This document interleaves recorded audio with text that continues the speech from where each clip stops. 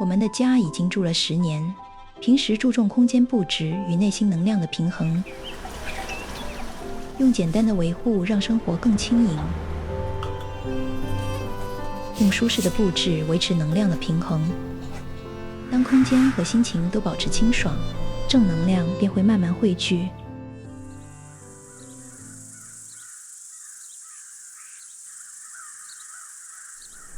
夏季出汗多，给床垫做个简单的护理，撒上小苏打粉、中和汗液等3性污物。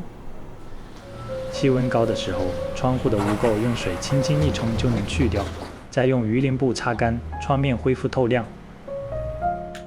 窗是家与外界能量交换的地方，窗干净了，家的气息也更有生命力。静置30分钟，再把粉末连同灰尘和皮屑一起吸净。吸入成盒的小苏打还能继续除湿除味，一物多用。换上秋天的床品，让四季的节奏在家中自然流转，卧室的能量也随之焕然更新。将小苏打做成除湿瓶，放在橱柜里可以防潮除味。用过的小苏打还可再利用，在温水中加入一些搅拌融化，把牙刷头浸泡30分钟，能做深度清洁。在洗手盆里撒些小苏打粉，再用海绵蘸点洗手液刷洗。小苏打的轻微研磨作用可温和地带走顽固污渍。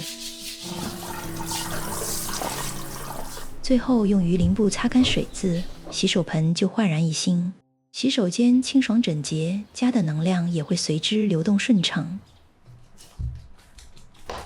清爽有序的环境有助减轻压力和焦虑，让人更容易专注，也更容易感到幸福。正能量会在这样的日常里慢慢汇聚，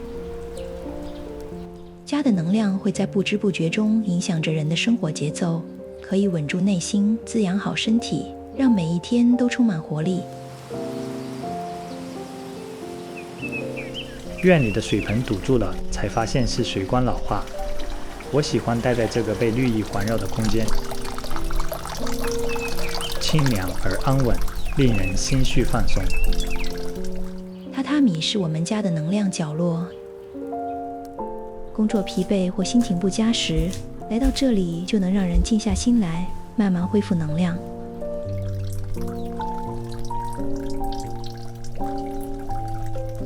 家具的选择上，我们更偏爱简约而多功能的设计。一物多用的懒人椅，叠起时是沙发，展开后是躺椅。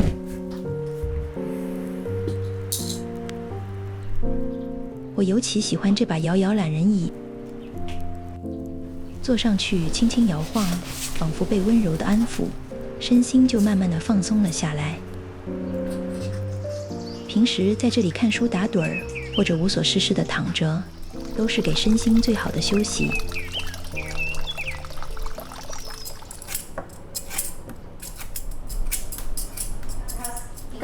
崩丸和墩墩喜欢吃水果，给他们分一些。泡茶角是家里另一个能量角落，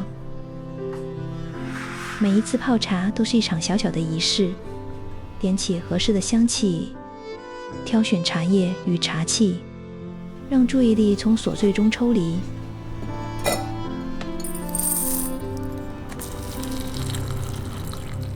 像一段微型的正念时光，心绪也随之安定下来。